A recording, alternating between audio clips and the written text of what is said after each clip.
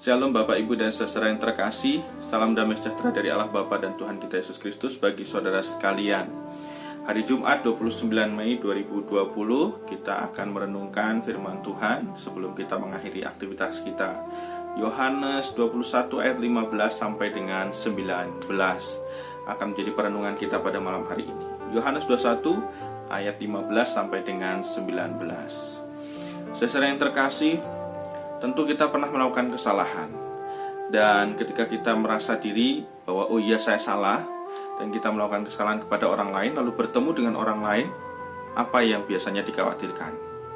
Kita khawatir, saya sih pernah ya, ketika saya melakukan kesalahan kepada orang lain, lalu bertemu dengan orang itu, saya itu khawatirnya begini. Tuh kan Mas Krisno, bener nggak? Saya kemarin sudah bilang loh, kok malah Mas Krisno melakukannya? Misalnya kayak gitu. Jadi orang Jawa bilangnya diwelehke ketika ketemu orang lain yang kita secara sengaja maupun tidak sengaja menyakitinya. Kemudian kita takut, khawatir diwelehke. Kira-kira demikian juga nampaknya yang dirasakan oleh Petrus, Bapak Ibu dan saudara. Petrus ketika makan bersama dengan Tuhan Yesus, lalu Tuhan Yesus mendekati Petrus. Nampaknya Petrus juga mungkin secara manusiawi khawatir juga atau ya pasrah juga kalau kemudian dikatakan diwelehke oleh Tuhan Yesus. Beneran kemarin saya bilang kamu akan mengkhianati aku 3 kali. Bener nggak sekarang? Percaya nggak kamu? Nah, misalnya kayak gitu. Semakin ditunjukkan kesalahannya dan semakin didedes-dedes, diwelehke gitu orang Jawa bilang tadi. Nah, kira-kira demikian juga yang dirasakan oleh Petrus nampaknya secara manusiawi. Tetapi nyatanya Tuhan Yesus tidak melakukan itu. Tuhan Yesus justru malah menanyakan secara langsung 3 kali pertanyaan yang sama. Apakah engkau mengasihi aku? Kalau engkau mengasihi aku, gembalakanlah domba-dombaku.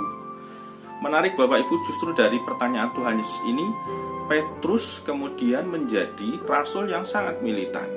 Artinya apa Bapak Ibu? Tuhan Yesus tidak kemudian melehke gitu ya. Tuhan Yesus tidak kemudian menunjukkan semakin memperberat kesalahannya, rasa bersalahnya Petrus kepada Tuhan Yesus, tetapi justru menunjukkan kasihnya yang luar biasa kepada Petrus dengan gembalakanlah domba-domba, memberikan dia sekali lagi kesempatan. Nah, hal yang sama bisa kita renungkan Bapak Ibu dan saudara yang terkasih pada hari ini. Coba 1 hari ini saja, sudah berapa kali Bapak Ibu dan saudara termasuk saya mengkhianati Tuhan Yesus? Kita bisa renungkan. Tetapi kalau kita melihat lagi di hari-hari yang kemarin, sekian kali juga, untuk keribuan kali bahkan jutaan kali lagi kita diberi kesempatan oleh Tuhan Yesus untuk menggembalakan domba-domba kita. Sekian kalinya kita mengkhianati Tuhan Yesus dengan ucapan dan perilaku kita, tapi kesekian kalinya juga Tuhan memberikan kesempatan kepada kita tanpa menunjukkan dan menduting-duting. Nih loh, bener nggak? Maka Bapak Ibu dan saudara yang terkasih, pada malam hari ini kita merefleksikan dan merenungkan dari pengalaman Petrus ini. Kalau saudara dan saya merasakan luar biasanya kasih Tuhan melalui kesempatan-kesempatan yang Tuhan berikan kepada kita, maka mari kita kemudian menjadi Petrus yang selanjutnya, generasi selanjutnya yang memanfaatkan kesempatan hidup yang Tuhan berikan ini dengan menggembalakan domba-domba yang Tuhan berikan kepada kita. Siapa tuh domba-domba itu? Wong saya bukan pendeta, yang pendeta kan Mas Krisno misalnya kayak itu. Yang pendeta kan pendeta saya. Domba-domba kita adalah anak istri kita, keluarga kita, bahkan diri kita perlu kita gembalakan. Orang-orang yang sekeliling kita yang kita cintai itulah domba-domba kita. Dengan syarat kita menggembalakan sebagaimana Tuhan Yesus menggembalakan kita. Kita pernah disakiti? Iya, saya pernah tersakiti, misalnya begitu. Dan saya pengen membalas. Tapi sebagaimana Tuhan Yesus memberikan kesempatan kepada kita ketika dia disakiti oleh kita, demikian juga kita menggembalakan domba-domba kita.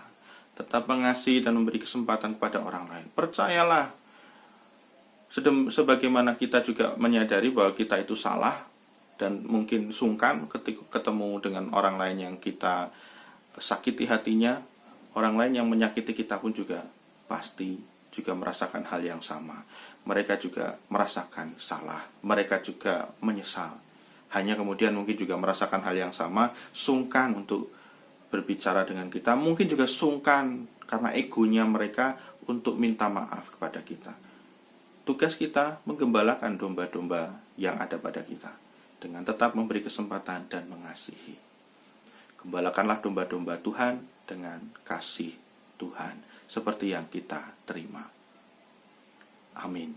Kasih karunia, damai sejahtera, dan persekutuan Roh Kudus menyertai saudara sekalian. Amin.